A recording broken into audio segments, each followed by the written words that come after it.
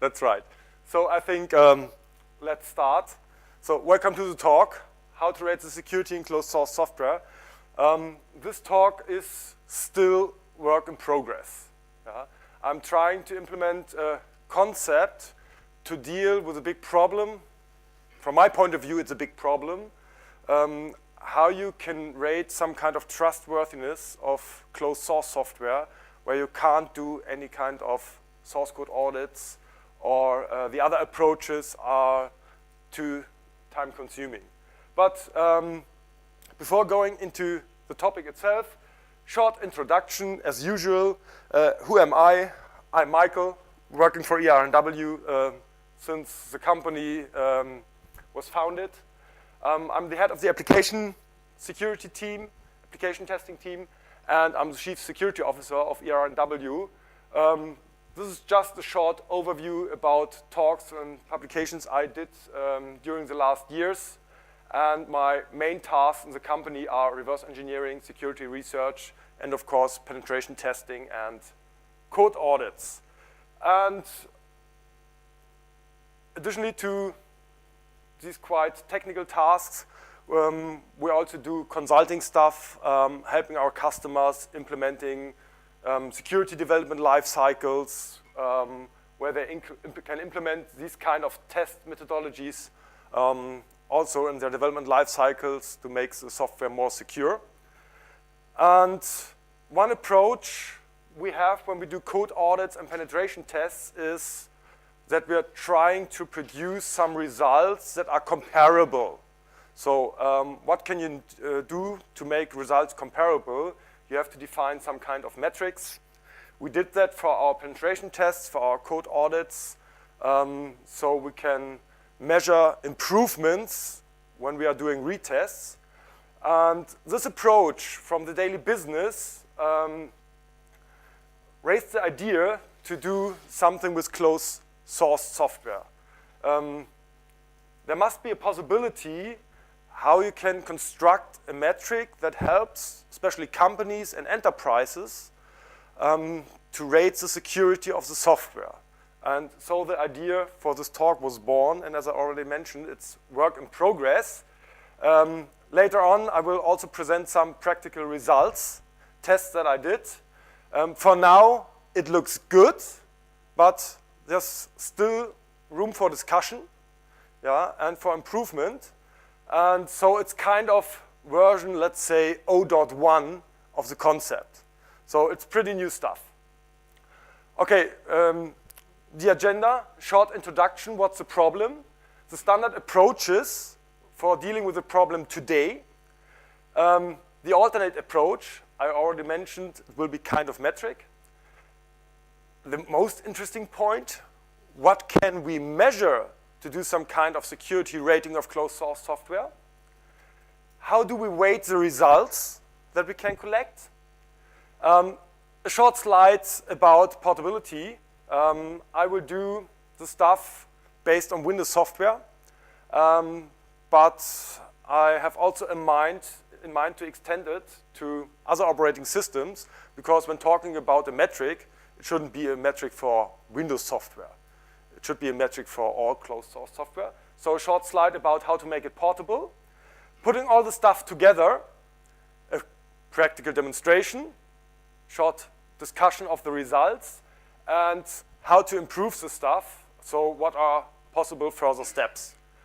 Okay, and because I am a trooper, I'm here to present the stuff, and let's dig into the first point of the agenda, introduction and what's the problem. Vulnerability assessment. We did a pretty cool workshop about that on the first 2 days of the Troopers conference. And vulnerability assessment in the enterprise context gets more and more common. The people are buying appliances, do vulnerability assessment to get some feeling for the security of the network. Where are the vulnerabilities? What do I have to do? And next step, when implementing vulnerability assessment after looking at the network level and the operating system level, is that web applications are accessed. So are there SQL injection problems, cross-site scripting, find them all, mitigate them all, improve the software, train the developers so they are aware of secure coding principles, and if they are aware how to produce secure software and to avoid the typical programming flaws that lead to all the security vulnerabilities, they just make better software. They are security aware. In the development environments like Visual Studio from Microsoft or GCC, there are more and more security features that are implemented to help the developers to avoid the typical errors and produce vulnerabilities. So the manufacturers of these kind of compilers and development environments are trying to enforce and help all the developers to produce more secure software. The problem itself, webifying of applications, is an ongoing market. So you just need a browser on the client side, so what is better than webifying applications, running the applications on central servers? And so you're just dedicated to web application assessment. That is pretty easy. Yeah? But there are a lot of products around that are not webified yet, that are standard binaries, compiled client-server environments that are used for special tasks, for very important enterprise processes and tasks. And all these products outside there in the enterprises are closed source software. They use old-style programming languages like C or C++. Yeah? And there are no easy-to-use tools available to do any kind of assessment of this software. Yeah? I don't say there are no tools, but they are not easy to use. But we are assessing web applications, we do assessments of our network, of our infrastructure, of our operating systems, yeah? But we don't deal with this kind of closed source software. But we also have a need to do that. It's another part of our software where we have to answer one question: can we trust the software? And can the software process, for example, our confidential data or not? Yeah? What about implemented backdoors that will send our confidential data using a proxy server to the manufacturer of the software? Phone home activity, all that stuff. That's not pretty new. Running personal firewalls on your systems very often reveal any kind of software that tries to phone home. Yeah? So we can't just install the software, process our data, and think, okay, it's sure. Yeah? So we have to do some kind of assessments to ensure that we can process data, especially data that is classified. The standard approaches for today that we have for the measurement of closed source software are: we can do reverse engineering of the application. There are sandboxes, and there's a test technology called fuzzing, fault injection. Let's have a look at these standard approaches. When talking about reverse engineering, at first we need some people that have the skill to do reverse engineering. Reverse engineering means that you disassemble closed source software and try to read and understand the disassembly. That's not so easy. Yeah? And doing a security assessment also means that you must have some knowledge what to look for in the binary to find security problems. And of course, it's a manual task. It needs time. Doing our research work for talks we did in the past few years, we spend a lot of time reverse engineering stuff, and it's not done in hours. Understanding what the software is doing need days, weeks, maybe months. So it's pretty time consuming. To do some kind of security rating of the software, it's not enough to look, okay, that's the main application, and I start reverse engineering the main application. There are additional functions that are put into libraries. Yeah? So we also have to assess these libraries. We also have to reverse engineer the libraries to understand if the functions that are in the libraries are implemented properly. Yeah? And there's also some kind of third-party libraries that are used by the developer to avoid more coding, implementing functions for themselves. So we also must analyze these kind of third-party libraries, and we also must rate the overall security of the application. So this stuff is pretty time-consuming, and if you have a look at one application that must process confidential data, you might say, okay, spending 1, 2, 3 weeks in a project to do a security assessment of the software might help, that's okay. Yeah? Afterwards, I know, okay, this application is trustworthy or not.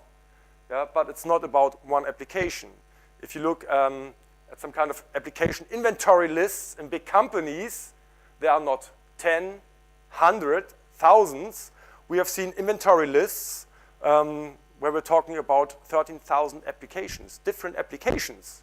So you really don't want to spend at least 2 weeks for each application. If you want to do that, just give me a phone call. We are trying to hire some people, and of course we need an office in your company for, let's say, 3 or 4 or 5 years. Yeah? So we really will make a good contract. But I think this approach won't solve the problem. Next approach is sandbox systems. Sandbox systems are trying to measure the behavior of an application. Is there some kind of phone home activity? Are there signs for backdoors, network activity? What kind of information is communicated over the network? Yeah, but normally these sandbox approaches are dedicated to malware analyzers. Yeah? So they are looking for typical behavior of malware that might be useful for detecting targeted attacks or backdoors. Yeah? But typically it doesn't help to rate the security of closed source software. It's about malware detection. Yeah? Or understand what the malware is doing and implement some countermeasures. Last approach, fuzzing. Fuzzing is an old school technology to find errors in software. So it's about fault injection. With fault injection, you can uncover, for example, vulnerabilities like buffer overflows or integer overflows, maybe some format string vulnerabilities, yeah? Other kind of errors in the application, but it's not about starting fancy user interface, giving the path to a binary and press the fuzz button. There are further actions needed to make the fuzzing work. So at first, if there is some kind of network support, protocols that are used in the application, the protocols must be fuzzed. For fuzzing protocols, you must understand the protocol. If it's HTTP based, okay, no problem. Yeah? At least download RFC and read the specifications, implement the fuzzer, which is still time consuming. Yeah? But for standard protocols, maybe there are already defined fuzzing scripts or fuzzers that you can use. But what about proprietary protocols that are implemented by different vendors? We did some kind of reverse engineering of a protocol when we were hacking or attacking network admission control from Cisco. Yeah? And it did take quite some time to figure out how the protocol is working, and it was a little bit proprietary, yeah? But not a completely new invented protocol. So maybe you have to deal with protocols that you don't understand and you don't have any kind of specification, and then again you have to go back to reverse engineering the protocol now to understand how it works. Afterwards you can implement your fuzzer. Yeah? So that's still a lot of work. And there are other parts that must be fuzzed. For example, user interfaces, where user can enter any kind of input, or file formats, if the application processes data, loading pictures, documents, whatever. Yeah? And it's again the same. User interface might be quite easy to implement, because you can see the user interface, you can see what kind of input is expected, but file format is almost the same problem as the protocols. If it's a text-based file format, might be easy to analyze and construct a fuzzer. But if it's a kind of binary interface that is used for the file or binary file format definition, then again you have to start some kind of reverse engineering to understand the file format and construct a working fuzzer. So again, we have a very time-consuming process, and the same as with reverse engineering, you need skilled people that are able to do that. There are a lot of fuzzing frameworks outside for doing some kind of basic fuzzing, but it depends on the software you are trying to rate in a security context. So the actual approaches, from my point of view, are not really helpful in an enterprise context. It's too time-consuming, costs too much money, and the skill set is extremely high. So you need very, very skilled people that you normally don't want to hire in your company, because all they do is fuzzing, reverse engineering, and all that stuff. So there are a few companies that have this kind of people, but normally you don't. And it's even too expensive to hire special companies like ER&W to do the reverse engineering for you. It's almost not payable. Okay, so what can we do? The alternate approach is trying to measure something and construct a metric that gives you some information. Can I trust the software, or better, how trustworthy is the software that I want to use or that I'm already using in my corporate network? Why a metric? Metrics are widely used, for example, in companies that do some kind of production, want to do some kind of quality assurance, and they are not really new, but kind of newly discovered in the security context.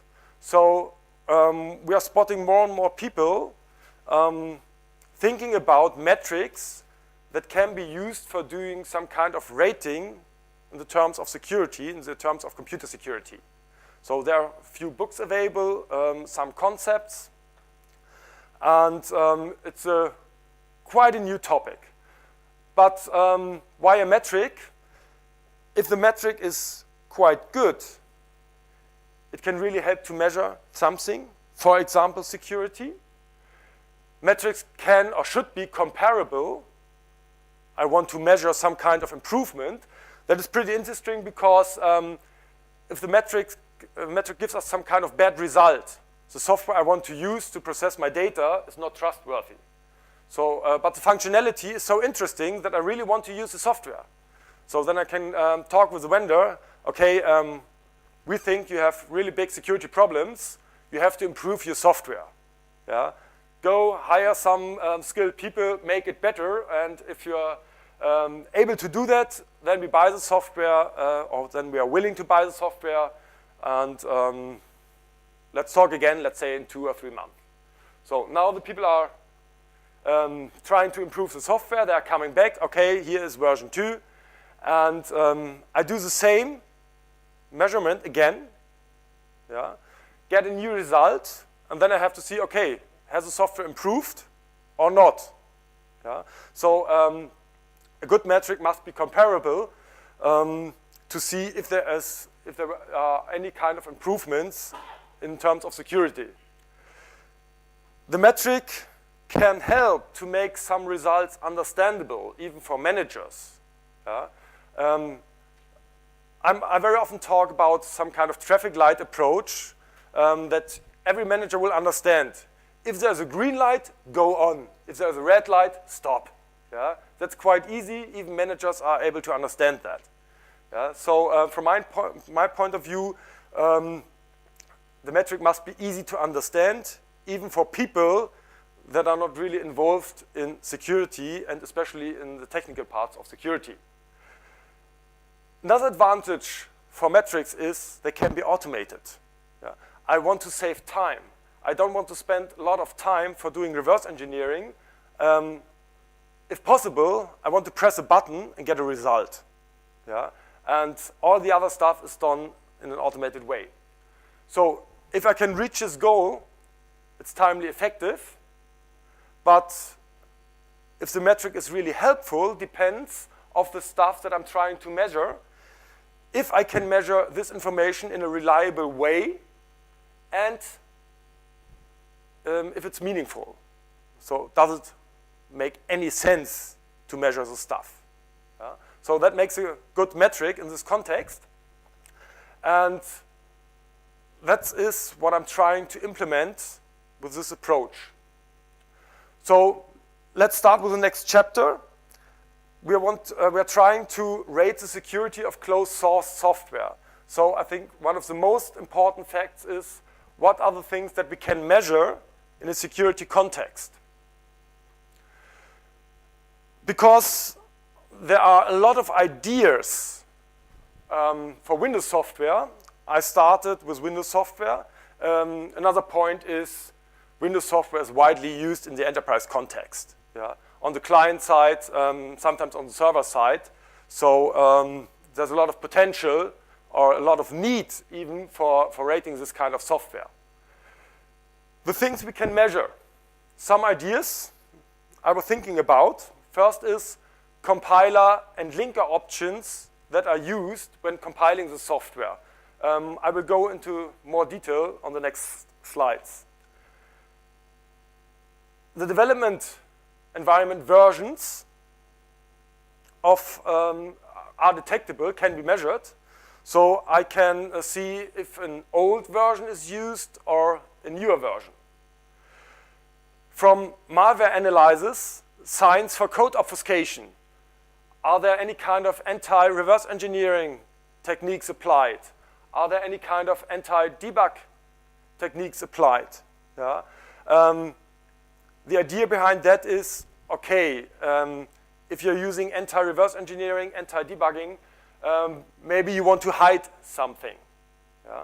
So that's normally the reason for code obfuscation. Have a look at the import table. The parts that are interesting in the import table is also on one of the next slides. And from metrics that I'm already using when we are doing code audits, code quality metrics, McCabe and Hellstad. I will also have a slide for that later on. And of course, a vulnerability scan, yeah, if I'm able to do that. So let's have a closer look at these ideas. First, compiler and linker. Microsoft, for example, is improving the security features in each version of Visual Studio. Yeah? So there are new features implemented, new ideas to make the software more secure, yeah, and to help the developers to produce more secure software.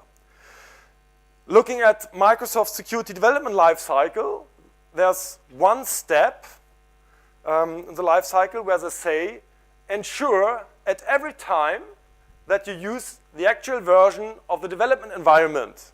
Means, if Visual Studio 2010 is available, use it. Yeah? Because maybe there are new security features you should use to make better software. So, having a look at the version that is used for compiling the software, at least can control the fact if this part or this requirement of Microsoft's security development lifecycle is used. Another thing is DEP, ASLR, Safe SEH are all some kind of buzzwords that are used for doing some kind of buffer overflow protection. We have hardware that supports DEP. Yeah? The operating systems support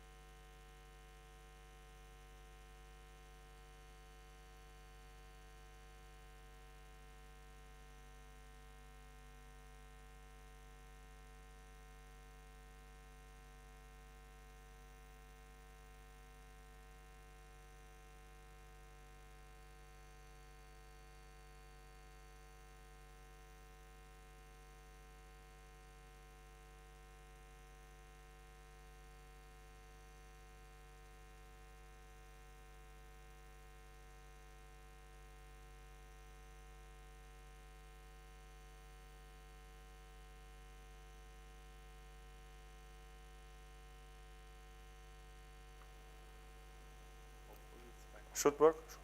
Yeah. Works again. Okay. You're welcome.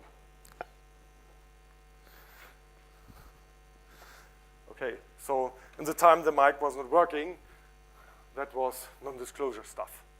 Yeah. It's not in the video. Okay. So we already have some things we can quite easy measure, especially in Windows software. And of course, concepts like DEP or ASLR are also available in binaries for Linux or Mac OS X. That's not just Windows related. Code obfuscation. Packers, cryptors, for example, that are mainly used in malware context, can be identified, for example, using signatures. There are tools available that are trying to detect if some special packers like UPX or Armadillo or something else are used. So a signature-based approach is possible to detect packers and cryptors. And you also have the possibility to calculate some kind of entropy just to make a judgment the binary is packed or not. Yeah? So a packed binary today means there's someone who wants to hide something. So maybe some kind of intellectual property which would be okay. Yeah? I'm doing that with my .NET binaries. I do code obfuscation, so I wouldn't pass this check with my own software. But I want to protect my intellectual property when releasing tools that I want to release without source code. Other signs we can look for are, for example, the import table. The import table contains functions that are loaded from libraries. Yeah? And a typical sign for the usage of packers is that the import table is really short. Too short to be a realistic one. Yeah?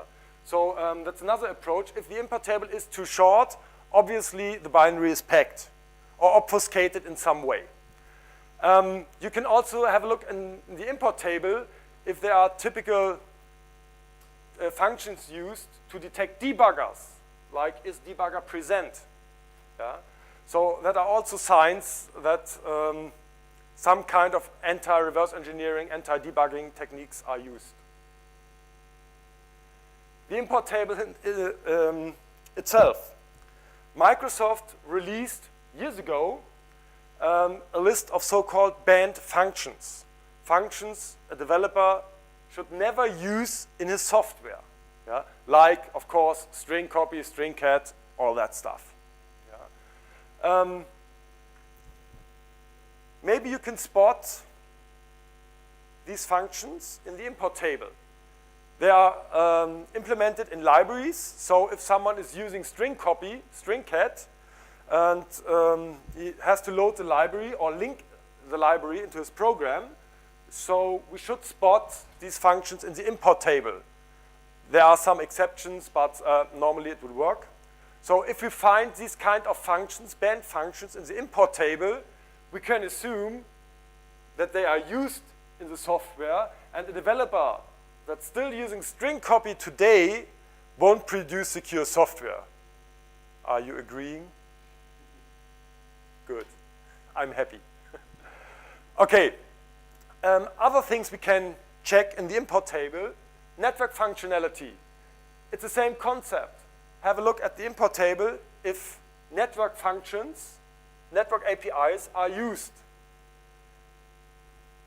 Is it a bad choice to use network functionality? Who says yes? No one. Who says no? Depends on the software. That's right. Yeah. But there are other examples, yeah, where network functionality is wanted. For example, some kind of client-server software. Yeah. The client must communicate with the server. So having network functionality is not bad. Yeah. But maybe if you are expecting no network functionality, then it might be bad. Same is true for registry access and, for example, some kind of create files functionality. It depends. Yeah? But of course, if there's some kind of backdoor activity, yeah, then they will use these functions. They will try to phone home. They will try to access the registry, for example, to implement some kind of auto-start options. Yeah? They will try to create files, for example. Yeah? We can learn this kind of lessons from malware analysis, yeah, that are typical behavior of malware, accessing the network, accessing the registry, accessing files, create files, yeah, all that stuff. But it's not bad itself. It depends on the context. Code quality. From my point of view, it's quite interesting to talk about code quality because we have some kind of spreading words at ER&W. If you want to make something secure, you have to keep it simple, understandable. Yeah? So the counterpart is complexity kills. There are code quality metrics available that are used to measure code complexity, yeah? And make some kind of judgment if the code is complex or not. Yeah? The most famous one is McCabe, or earlier called cyclomatic complexity. And another one that is, from my point of view, not so well known, that is Hellstat. What are these kind of metrics measuring, or what do they count? McCabe counts decisions in the application. Hellstat counts operators and operands. Yeah? So different approaches how to measure the complexity of the software. Hellstat has also another interesting value called number of estimated bugs, which is pretty interesting. If the number is quite high, it looks like the software isn't well done. Yeah? So if the number is pretty low, maybe the developer, at least in the context of complexity, did a good job. But there's one problem measuring code quality. You have to measure or count the numbers of decisions, and you have to count the numbers of operators and operands. How to do that? So again, you have to disassemble the binary to have some kind of code you can deal with and count that stuff. Yeah? So at least you have to reverse or disassembly the binary, but I think this can be automated. Yeah? At least to produce this kind of metrics. Yeah? But it's an additional step. Each single binary must be disassembled. Vulnerability scan. Years ago, there was a script for one of the most famous disassemblers, IDA. It was called bug scan. It was done by Halva, a very, very cool guy, one of the best guys doing reverse engineering disassemblies. I have some things I can remember where I met Halva, and he was looking at disassemblies, and at that point it was really frustrating for me, yeah, because they were talking about times for disassembling stuff. I was thinking about, oh, it will take 1, 2, 3 days. Another guy said, oh, that will take 30 minutes. And Halva was saying, what, so long? 5 minutes must be enough. And I was, okay, I won't talk with him today. And he implemented some kind of approach, a plugin, a script, to look for typical buffer overflow problems in disassemblies. So the script was working like looking for string copy functions in the code and trying to follow the data in the disassembly, the stack, reconstructing the stack, and discover if arguments are passed to this vulnerable function that maybe overflow any kind of buffers or bounds. Yeah? But you had, first you had to disassemble the software and then run the script, and you had to do that for every single binary. So there are approaches to do some kind of vulnerability scanning in disassemblies. Yeah? And I talked with FX about 1 year ago, and he and Recruity Labs are working on some kind of stuff, how to discover vulnerabilities in disassemblies. Yeah? So maybe new approaches to find vulnerabilities will arise in the future and can be used. Yeah? But again, we have to generate a disassembly of each binary to do that. And for automating this kind of process, we need some kind of plugin that does a vulnerability scanning of a disassembly. Okay, that are the things so far that we can measure. Maybe there will be new ideas, so I'm hopefully happy to find or hear about new ideas. But doing these kind of checks, of course, we must produce some kind of results, like 1 and O. O means does not improve the security rating in any kind. It's like check failed. And 1 means improves the security rating. So that's pretty easy, but just some definitions. When talking about these kind of checks, there may be some problems with the checks. Do these kind of checks really help to make some rating of security? We must weight the results because, for example, if we look for DEP, ASLR, safe SEH, linker version, yeah, then we can assume, okay, if these options are present, security is improved. So the security rating must be better. If we're talking about code obfuscation, I already mentioned intellectual property. We really don't know, does it have a security impact? Are we dealing with malware, or is the company trying to protect the intellectual property? We don't know. Network functionality, we already discussed the problem. But if there is network functionality, of course, there will be a bigger attack surface, so we will have much more risk. Yeah? So what we have to do is we have to rate the value of each check in terms of security, and does this check improve the security for the binary in any way? So some checks are more important than others. I was thinking about, okay, how I can do that. I must do that in a kind of easy way. If it will be too complex, no one can do the weighting. So again, I have a small sum of possible values. 1 means may have some impact on security. 2 means can improve security. And 3 means significantly improve security.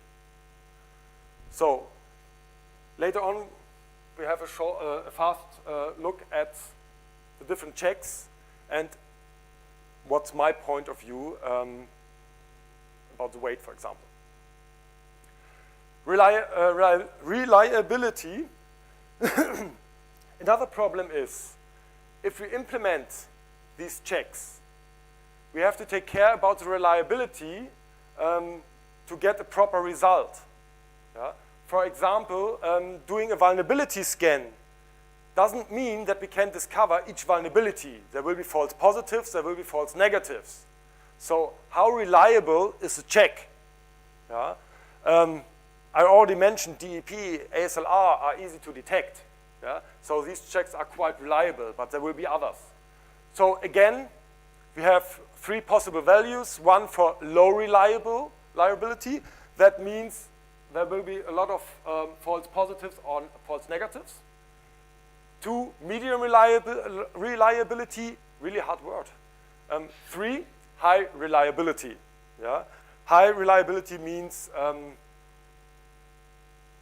there will be almost no false positives or negatives. How to make it portable? That's quite easy. I already mentioned to make a good metric, the approach shouldn't be limited just to Windows software, but the checks that I already mentioned have their focus sometimes on Windows software, but I can also do some kind of vulnerability scanning or packer detection on Linux software or on Mac OS X software. So I just have to ensure that I'm doing the right checks for the target operating system. Yeah? And so the checks themselves must be replaceable. If one check doesn't fit for a Linux binary, it must be replaced by another one, or I just do fewer checks. Fewer checks, but fewer checks also means the result is not so reliable. Finally, I define a range of possible results to make the metric comparable even independently of operating systems. Yeah? So the defined scale in this approach is from null to 100. The metric itself. First, let's define the checks, the weight and the reliability. To save some time, I won't discuss each check itself. That's weight and reliability that I think that are pretty good values for the different checks. DEP, it significantly improves security if DP is supported in the software. It can be reliably detected. R is just for the result. I don't know the result yet. Same applies for ASLR, safe SEH, linker check. Stack canary check is not so easy to detect. There are concepts. Ollie Whitehouse implemented an approach how to detect if the GS flag is used for compiling the software, but there's room for false positives. Yeah? So reliability is just 2, but if we detect it, or if GS flag is used, it significantly improves security. Not packed check, the weight, yeah? It may have some impact on security. I don't know that yet. Detection, is medium reliable. There will be false positives. No band function check. If no band functions are used, it will significantly improve security, but there's also room for false positives or false negatives, and so forth. Yeah? So I was defining weight and reliability for each check, and if new checks are added, of course, weight and reliability have to be defined. Some math, not too difficult. The final result must be calculated. So I was constructing a small formula. Addition of weight and reliability multiplied with the result. Possible results are from null to 6. One example, DEP, weight, significantly improved security, can be detected reliable. Yeah? So if DEP check is positive, if DEP is used, we get a value of 6. 3 plus 3 is 6, multiplied with 1, 6. If the result is 0, we get a 0. Assuming a positive result, so every check is fine, yeah? We can calculate the results, the final result for each check, which is 6, 6, safe SEH. It depends. It might improve security, so we don't have a weight of 3 here. So the final result is not 6, it's 5. Again, the linker check is 6 again. Next step is summarize these values. 6 plus 6 plus 5 plus 6 gives us 23. And that is 100%. 100% of possible positive results. Of course, the next step is doing all the checks, yeah, and summarizing these results. In this example, okay, DEP is enabled, ASLR is enabled, safe SEH is not used, so we have a 0 here. And the linker version is okay. I was defining a good linker version as version 8 or newer. Although that means Visual Studio 2005, 2008, and upcoming 2010. So again, we summarize the stuff. We will get 18. And now some percent calculation was hard stuff to remember that from school. Yeah? So I was calculating the result almost about 78%. I was stripping down the percent, so the final result is 78.26.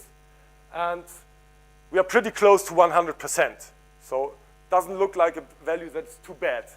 And I was looking for a name for that stuff. And because I'm always stumbling about TTY, I think TTI is not too bad. And that means Thumann's Trustworthiness Index. If there will be some kind of clues for a better name, I will take some suggestions. But for now, I call it TTI. What? Oh. Okay, so the name is fixed. Okay, we have to...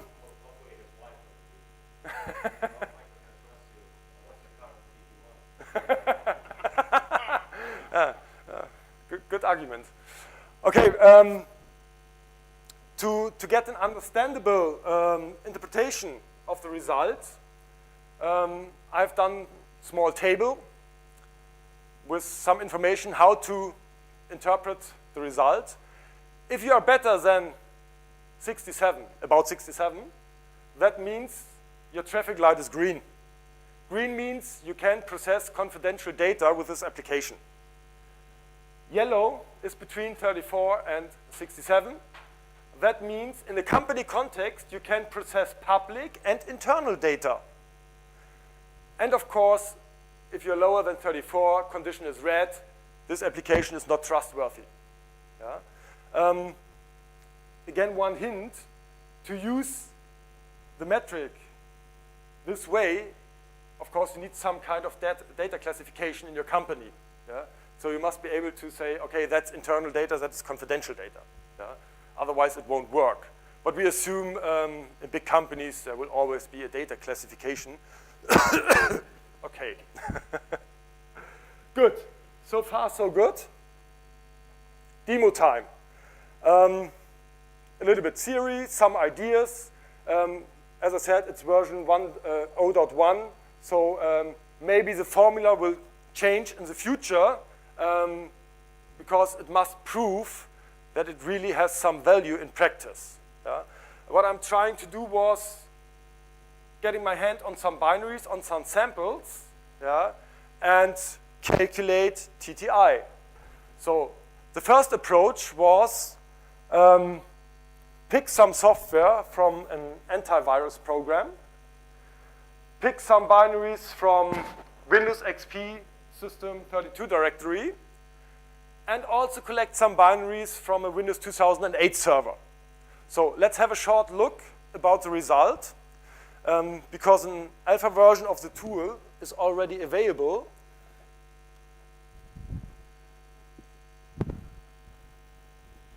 TTI check. We are checking a whole directory, the actual directory. The antivirus program directory. Two programs, linker version 7.10, too old, ASLR not supported, DEP not supported, safe SEH is supported, oops, gives us 21, not good. Linker version 6, all the other stuff not supported, 0. Having a look at XP, services exe, 0. This exe, 9.0, ASLR supported, DEP supported, gives us a value of about 78. So we already see some improvements Microsoft did when releasing their service packs and enforcing DEP on ASLR support. And the final lines, scanning the binaries of Windows 2008 server, ASN1, Enno likes these libraries, yeah? But at least has Visual Studio 2005 as a development environment, ASLR supported, DEP supported. Again, we have about 78. Same applies for services.exe. And interesting, a program, yeah, that had a good result on XP fails on 2008. Why? Because DEP is not supported in the newer version. Interesting. Yeah? So with this program, you just can process public and internal data. Next idea was, okay, that are binaries. How does this concept work with malware? Yeah? We assume that if the concept is quite good, malware should be not trustworthy, right? Why? Oh, I don't know. Okay, let's have a look. So I was picking up some malware samples, and let's have a look at the results. TTI check is running on a directory called malware. Just a few samples. Yeah, we see blaster, we see configure, 0, 0, 0, 0 looks good. Oops, 26, which still means not trustworthy. Yeah. But why did we receive some points? Because an actual version, linker version was used. Yeah? That gives us the 26 points. And it's not really malware, it was adware. Yeah? But of course, you are able to, if you know the metric, you are able to construct a malware that will get a result of 100%. Yeah? For now, I don't look at packers and crypters. Yeah? If I detect crypters, they won't be able to reach 100%. Yeah? but for now, it works. Result is reliable. Talking about the results, I think there are pitfalls. Yeah? Pitfalls in stuff we would like to measure. For example, what about backdoors and covered channels that are implemented? For now, I don't have a check to detect that. But maybe in the future there will be checks. What about vulnerabilities that can be mitigated? What about clear text network communication? How to detect that without using a reverse engineering approach? What about compliance requirements? I don't know or I can't measure the compliance requirements. Maybe it requires that all data is stored encrypted. Yeah? It's an approach to measure the security in an automated way. What about detailed security assessment? Can we replace a detailed security assessment with this approach? A detailed security assessment will give better results, but it will need more time and more money. Yeah? And I think we are not really able to do a detailed security assessment of each application that is used in our company network. Yeah? So there are pitfalls. Yeah? It's not a 100% approach, but I learned one thing in the past: don't go for 100%. You will never reach it. Try to implement an approach that is usable. For now, I think this approach is usable. Advantages: we can do kind of easy rating of the security, assuming or trying to detect if the programmers, the developers, yeah, are security aware and developing the software based on the principles of secure programming, for example. We can detect that. So we don't need a detailed assessment. We save time and money. We have no legal problems when reverse engineering software. Some vendors are not quite amused if you're starting reverse engineering the software. Never. Yeah. We know if the application was developed with security in mind, which is a really important fact to improve security. Yeah. Thinking about security always improves security. Yeah. And to be honest, who is really doing detailed security assessments of the software? Yeah. It doesn't happen too often. Improving the results. I'm just finishing. As I already mentioned, it's work in progress. Yeah?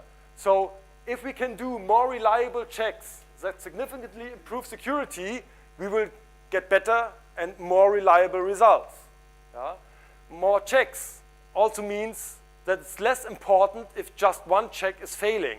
It's like defense in depth. Yeah? If I'm following the most important principles of security, it's also okay if I support one special option due to some requirements, or I don't support this option in my software. The concept of the software has to prove its practical use in more assessments. For now, the results are promising. Maybe I will stumble about more pitfalls in the future, where I must say, okay, I see this software is really unsecure and the metric delivers a good result, then I have to improve the concept. And of course, the tool must be improved. For now, it's command line based. Only some of the planned checks are implemented. I will implement more checks in the future. To be usable in the company context, maybe we need some fancy stuff like a user interface and a report section. Yeah, but as I said, it's still work in progress. Okay, finishing almost in time. It's time for questions and answers.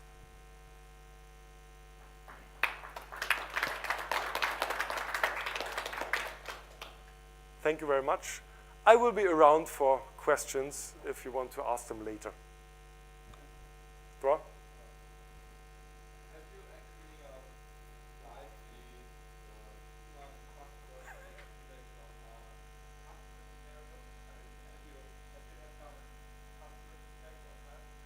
2. Yeah? It's not a lot of data for now, yeah? Because I just finished the tool to automate, automatically do the rating. Yeah? So I didn't have much time to check it on customer software. I checked it on some samples, like Windows operating system and malware, and for these samples, it worked for now. No, not yet.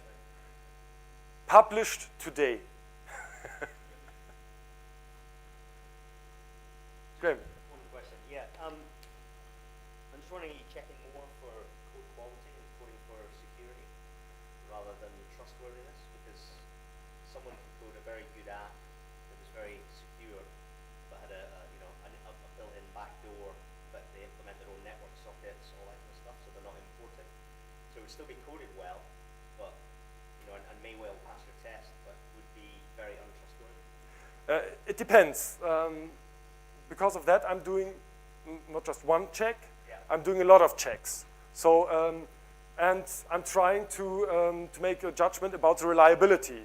How important is this check? If the code quality is good, is it really helpful for rating security? Yes or no? I can judge it, but it's not, it may improve security, but it doesn't significantly improve security. So the weight is quite low. So if this check is passed or failed, doesn't change the rating too much. Yeah? There are other checks that are more reliable, have more weight, and if they fail or pass, they will change the rating more. Yeah. I tend to share this question. Those terms like trustworthiness, reliability, they have a whole lot of meanings anyway, and they have even more in the space of information security, and even more in the space of software security. So it might say the exact terms. Yeah, I think going for sort of code quality and whether the code is security and reliability, I think you can do. Yeah. I'm not sure you can assess whether it's trustworthy. Yeah, but it's just one of the checks, one of the possibilities. There will be checks, maybe they prove that are not useful, so What great idea. we don't use it anymore. Yeah, the concept is the checks are replaceable. If a check is not good, we don't use it anymore, and we also can implement new one. If someone writes some pretty cool tool that is able to detect backdoors or cover channels, yeah, we give him a weight, a reliability, and we implement it. We don't change the final result, but the result itself is more reliable, yeah, and we have a better chance to make a good judgment if the software is trustworthy or not. That's the idea. Okay, thank you very much.